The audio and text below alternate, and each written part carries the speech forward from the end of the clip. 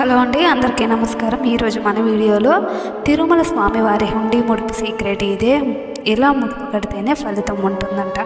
మనలో చాలామంది తిరుమల వెళ్ళినప్పుడు భక్తితో స్వామివారి హుండీలో కానుకలు ముడుగులు సమర్పిస్తూ ఉంటాం.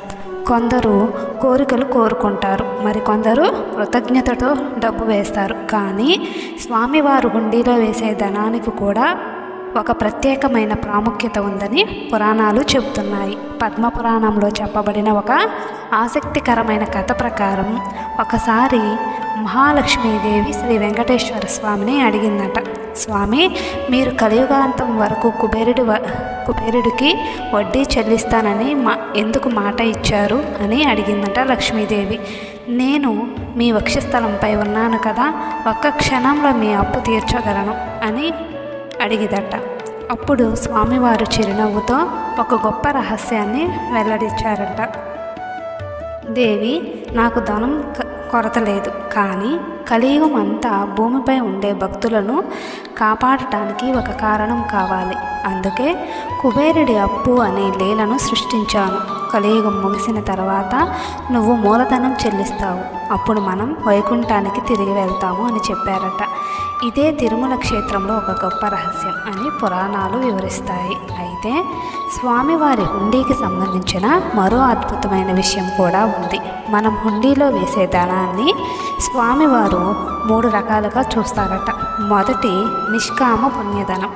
ఇది కష్టపడి నిజాయితీగా సంపాదించిన ధనం, ఎలాంటి కోరిక లేకుండా కేవలం భక్తితో హుండీలో సమర్పించే కానుక. పురాణాల ప్రకారం ఈ ధనాన్ని స్వామివారు కుబేరుడికి వడ్డీగా చెల్లించడానికి ఉపయోగిస్తారట. ఇక రెండవది పుణ్యధనం. ఇది కూడా న్యాయంగా సంపాదించిన ధనమే, కానీ ఇందులో ఏదో ఒక కోరిక లేదా సంకల్పం ఉంటుంది. ఈ ధనం ద్వారా అన్నదానం, విద్యాదానం, వైద్య సేవలు, వేద పారాయణాలు వంటి పుణ్యకార్యాలు జరుగుతాయని చెబుతారు.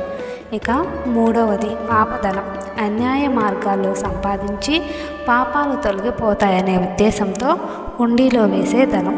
పురాణ కథనాల ప్రకారం అలాంటి ధనం పాప కార్యాలకు ఆకర్షితమవుతుందని, దాన్ని దుర్వినియోగం చేసేవారు తమ కర్మ ఫలితాలను తప్పకుండా అనుభవిస్తారని చెబుతారు. అందుకే తిరుమల హుండీలో కానుక సమర్పించే ముందు ఒకసారి ఆలోచించండి.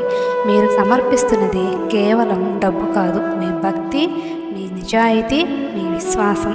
స్వామివారికి ధనం విలువ కాదు, భక్తి విలువ ముఖ్యమని పెద్దలు చెబుతారు. ఓం శ్రీ వెంకటేశాయ నమః.